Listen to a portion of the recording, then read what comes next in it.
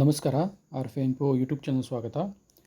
ಈ ವಿಡಿಯೋದಲ್ಲಿ ಏನು ಕ್ರೈಸ್ ನೇಮಕಾತಿಗೆ ಸಂಬಂಧಪಟ್ಟಂತೆ ವಸತಿ ಶಾಲೆಗಳ ಒಂದು ಶಿಕ್ಷಕರ ನೇಮಕಾತಿ ಪ್ರಕ್ರಿಯೆ ಪ್ರಾರಂಭವಾಗಿತ್ತು.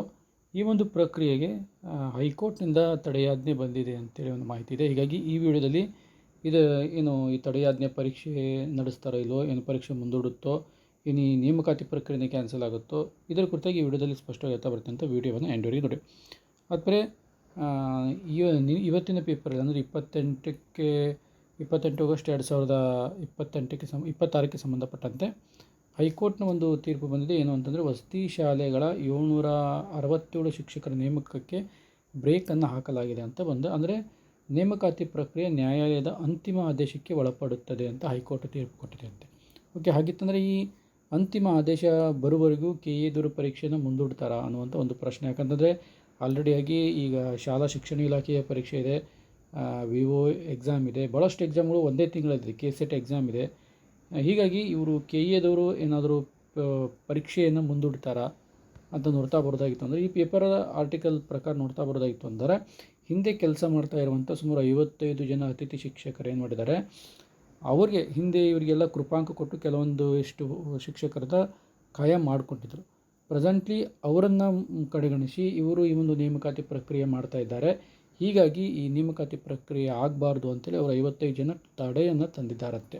ಹೀಗಾಗಿ ಹೈಕೋರ್ಟ್ ಸಹಿತ ಅದಕ್ಕೆ ಒಪ್ಪಿಗೆ ಕೊಟ್ಟು ಈ ಒಂದು ನೇಮಕಾತಿ ಏನಿದೆ ತನ್ನ ಆದೇಶ ಏನಿದೆಯಲ್ಲ, ಅಂತಿಮ ಆದೇಶ ಬರುವವರೆಗೂ ತಾನು ಏನು ಫೈನಲ್ ಡಿಸಿಷನ್ ಕೊಡ್ತೀನಲ್ಲ, ಆ ಡಿಸಿಷನ್ಗೆ ಅಂಡರಲ್ಲಿ ಇದು ನೇಮಕಾತಿ ಪ್ರಕ್ರಿಯೆ ಬರುತ್ತೆ ಅಂತ ಕೊಡ್ತಾರೆ. ಅಂದರೆ ಅಕಸ್ಮಾತ್ ಏನಾದರೂ 55 ಜನರನ್ನು ತಗೊಳ್ರಿ ಅಂತ ಬಂತು ಅಂತಂದರೆ, ಈ 55 ಜನರನ್ನು ಇಲ್ಲಿ ತೊಗೋಬೇಕಾಗುತ್ತೆ. ಇಲ್ಲಿ ಸುಮಾರು ಒಂದು 700 ಪೋಸ್ಟ್ಗಳು ಉಳ್ಕೊಂಡ್ಬಿಡ್ತದೆ. ಯಾಕಂದ್ರೆ ಬರೀ ಅರ್ಜಿ ನ್ಯಾಯಾಲಯಕ್ಕೆ ಹೋದರೆ 55 ಜನ, ಆದರೆ ಅದ್ರಲ್ಲಿ ಎಷ್ಟು ಜನ ಇದ್ದಾರೋ ಗೊತ್ತಿಲ್ಲ ಇನ್ನು.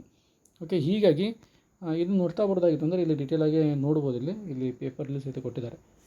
ಮೊರಾರ್ಜಿ ವಸತಿ ಶಾಲೆಗಳಿಗೆ ಸಂಬಂಧಪಟ್ಟಂತೆ ಕಿತ್ತೂರು ರಾಣಿ ಕ್ರೈಸ್ ಅಧೀನದಲ್ಲಿ ಬರುವಂಥ ಸುಮಾರು 776 ಹುದ್ದೆಗಳಿಗೆ ಬ್ರೇಕ್ ಹಾಕಿದೆ. ಏನು ಹಾಲಿ ಸಂಘದಲ್ಲಿ ಕೈಗೊಂಡಿರುವಂಥ ನೇಮಕಾತಿ ಪ್ರಕ್ರಿಯೆ ಅಂತಿಮ ಆದೇಶ ಒಳಪಡಲಿದೆ. ಅಂದರೆ ನೇಮಕಾತಿಯ ಅಂತಿಮ ಆದೇಶಕ್ಕೆ ಒಳಪಡುತ್ತೆ ಅಂತೇಳಿ ನ್ಯಾಯಾಲಯ ಗುರುವಾರ ಸ್ಪಷ್ಟವಾಗಿರುತ್ತೆ. ಪರೀಕ್ಷಾ ಪ್ರಾಧಿಕಾರ ನೇಮಕಾತಿಗೆ 2026 ಜೂನ್ 10ರಂದು ಏನು ಆದೇಶ ಹೊರಡಿಸಲಾಗಿತ್ತು. ಈಗ ಅದನ್ನು ಪ್ರಶ್ನಿಸಿ ಚಿಕ್ಕಮಗಳೂರಿನ ಕೊಟ್ಟಿದ್ದಾರೆ ಶಿಕ್ಷಕಿಯರು, ಶಾಲಾ ಶಿಕ್ಷಕರಾದ ಆರ್ ಜ್ಯೋತಿ ಸೇರಿದಂತೆ ಸುಮಾರು 55 ಜನ ಏನೋ ಅರ್ಜಿ ಹಾಕಿದರು. ಅಲ್ಲಿ ಅವರು ಹಲವಾರು ವರ್ಷಗಳಿಂದ ಹೊರಗುತ್ತಿಗೆ ಆಧಾರದ ಮೇಲೆ ಸೇವೆಯನ್ನು ಸಲ್ಲಿಸ್ತಿದ್ರು. ಸುಮಾರು 55 ಶಿಕ್ಷಕರು ಏನು ಮಾಡಿದ್ದಾರೆ, ಅರ್ಜಿಯನ್ನು ಕೊಟ್ಟಿದ್ದಾರೆ. ಈಗ ಅವರು ತಮಗೆ ಅನ್ಯಾಯ ಆಗಿದೆ ಅಂಥೇಳಿ ಅವರು ಏನು ಮಾಡಿದ್ದಾರೆ ಅಂದರೆ, ನ್ಯಾಯಪೀಠಕ್ಕೆ ಹೋದ ತಕ್ಷಣ ಬೆಂಗಳೂರು ಹೈಕೋರ್ಟ್ ಏನು ಹೇಳಿದೆ ಅಂತಂದರೆ, ತಮ್ಮ ಒಂದು ಅಂತಿಮ ಆದೇಶ ಬರುವವರೆಗೂ ಏನು ಮಾಡಬೇಡ್ರಿ, ಆರ್ಡ್ರನ್ನು ಕೊಡುವಂಗಿಲ್ಲ ಅಂತಿದ್ದಾರೆ. ಹೀಗಿರುವಾಗ ಅಂತಿಮ ಆದೇಶ ಇದು ಯಾವಾಗ ಬರುತ್ತೋ ಗೊತ್ತಿಲ್ಲ. ಈ ವರ್ಷ ಬರುತ್ತೋ ಮುಂದಿನ ವರ್ಷ ಬರುತ್ತೋ ಗೊತ್ತಿಲ್ಲ. ಅಲ್ಲಿ ತನಕ ಏನಾದರೂ ಇವರು KA ದವರು ವೆಯ್ಟ್ ಮಾಡ್ತಾರೆ. ಯಾಕಂತಂದರೆ ಪರೀಕ್ಷೆ ಅಕ್ಟೋಬರ್ 28ಕ್ಕೆ ಪರೀಕ್ಷೆ ಪ್ರಾರಂಭ ಆಗುತ್ತೆ. ಇದೇನಾದರೂ ಮುಂದಕ್ಕೆ ಹೋಗುತ್ತಾ ಅನ್ನುವಂಥ ಸ್ಪಷ್ಟ ಮಾಹಿತಿನಿಲ್ಲ. ಈಗ ನಾವು ವೆಯ್ಟ್ ಮಾಡಬೇಕಾಗುತ್ತೆ. ಇನ್ನು ಒಂದು ವಾರದಲ್ಲಿ KA ದವರು ಏನಾದರೂ ಪರೀಕ್ಷೆಯನ್ನು ಮುಂದೂಡ್ತಾರಾ, ಏನು ಪರೀಕ್ಷೆ ಅಂತಿಮ ತೀರ್ಪು ಬಂದ ಮೇಲೆ ಪರೀಕ್ಷೆ ಮಾಡ್ತಾರಾ ಅನ್ನೋದ್ರ ಬಗ್ಗೆ ಸ್ಪಷ್ಟತೆ ಇಲ್ಲ.